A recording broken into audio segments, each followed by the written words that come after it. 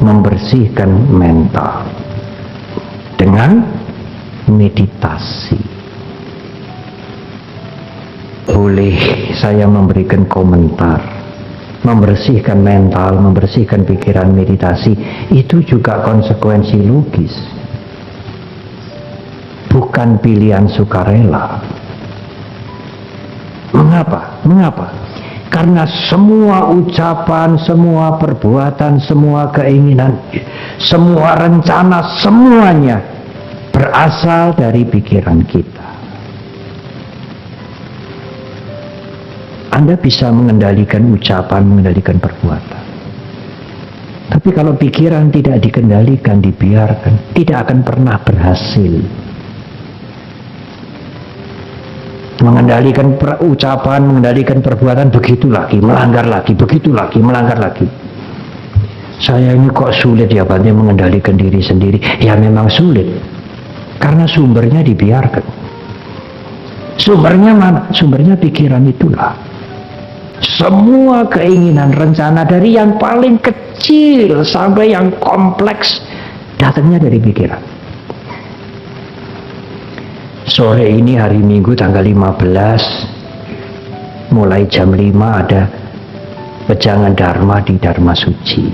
Oh, saya mau ikut. Itu muncul di pikiran dulu. Anda bisa duduk di sini dimulai dari pikiran Anda dulu. Lalu sudah hari Minggu, oh ini sudah hari Minggu, oh ini sudah jam 4, wah harus siap-siap pergi. Tiba-tiba tidak mungkin. Kan orang bisa Bante berbuat spontan, iya, tapi spontan itu pun didahului oleh pikiran. Meskipun cepat, ingin apa saja, ingin mengganti pekerjaan, ingin yang baik, ingin yang buruk, ingin apapun muncul dari pikiran. Kalau bukan dari pikiran, dari mana saudara? Bisakah orang lain memberikan jawaban pada saya? Kalau bukan dari pikiran, dari mana? Tidak ada jawaban lain.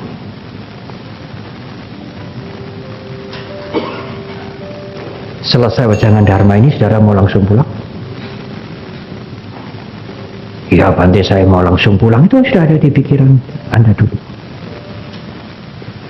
Kalau di Jawa Tengah, selesai mendengarkan ceramah Bante, saya mau makan kupat tahu dulu.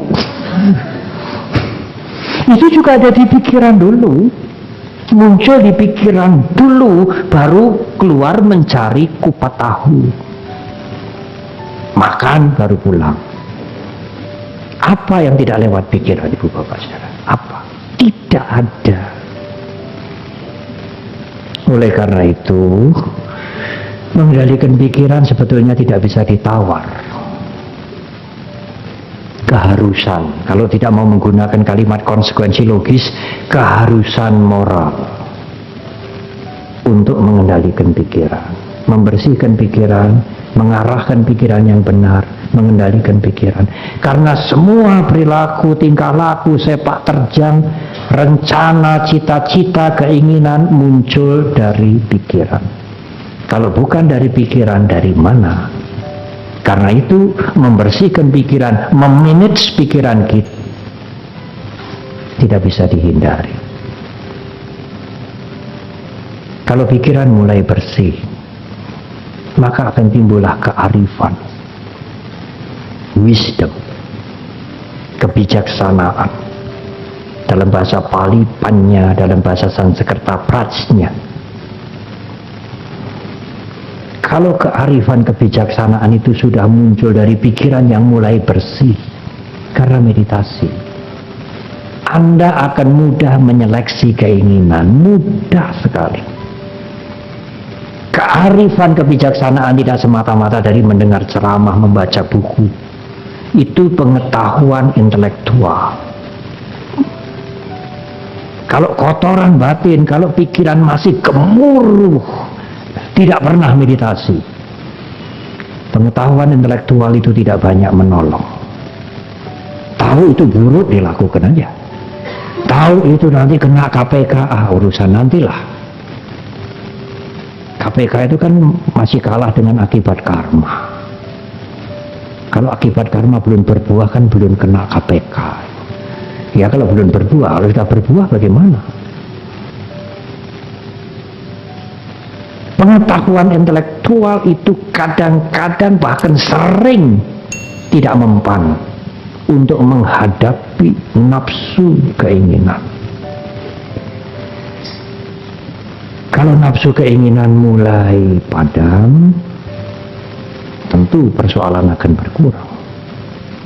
Dan untuk bisa menyeleksi nafsu keinginan yang tidak gampang itu diperlukan pertimbangan. Pertimbangan dengan wisdom, dengan panya, dengan prajna yang berasal utamanya dari mental yang mulai bersih dengan meditasi. Membaca buku, belajar tidak cukup. Kalau belajar Dharma hanya secara intelektual, lulusan STAB itu mungkin lebih pintar dari kita-kita yang duduk di sini. Sekolah tinggi agama Buddha itu.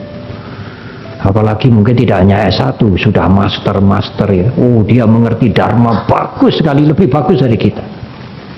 Tapi itu pengetahuan intelektual. Tripitaka mungkin sudah dibaca semua, tapi itu intelektual. Tidak ada usaha membersihkan batin dengan meditasi, pengetahuan itu tidak banyak bermanfaat. Kalah dengan nafsu keinginan. Apalagi pengetahuan itu abstrak. Nafsu keinginan itu lihai sekali, pintar sekali. Cari alasan itu pintar sekali. Yang tidak masuk akal menjadi masuk akal, saudara. Mencuri, korupsi itu jadi masuk akal semua, jadi logis semua, karena nafsu keinginan itu pandai mencari alasan. Belajar buku, mendengarkan khotbah, ceramah memang perlu, tetapi tidak bisa diandalkan untuk mengatasi penyakit spiritual. Hanya wisdom, hanya pengetahuan yang muncul dari batin yang mulai bersih dengan meditasi baru punya kekuatan untuk menghadapi nafsu keinginan. Itulah cara yang diberikan oleh Guru Agung kita. Tidak ada jalan lain. Ibu, bapak, dan saudara, inilah Dharma. Inilah jalan untuk mengatasi penderitaan, persoalan, masalah, dan segala macam kehidupan ini yang sudah diberikan oleh Guru Agung kita. Tidak ada lain. Apanya yang sulit, saudara? Apanya yang sulit untuk memahami? Marilah kita latihan. Sonder latihan tanpa latihan, jangan harap kita akan sembuh. Fisik kita boleh sehat, tapi sehat itu pun sementara. Apakah kita tidak akan sakit? Mental jiwa kita bisa sehat. Kalau mental Anda tidak sehat, Anda sudah diusir dari ruangan ini. Suruh pergi, suruh di luar. Bicara seenaknya, nari-nari seenaknya. Tetapi yang lebih penting dari itu semua adalah spiritual kita yang sehat. Spiritual yang tidak sehat itulah sumber penderitaan. Itulah yang membuat keinginan menjadi nafsu, sekalipun keinginan itu baik.